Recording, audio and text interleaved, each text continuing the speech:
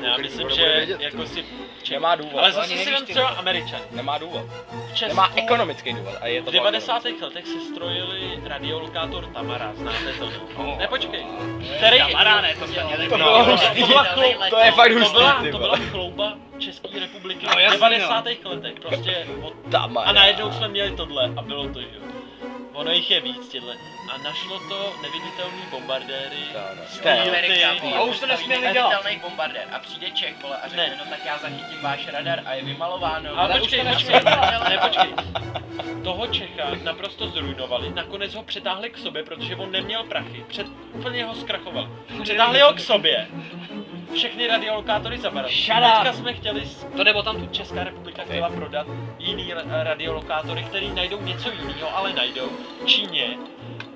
Amerika to nějak všechno zdiskreditovala, stornovala, zabavila to, ale jako zase, jo?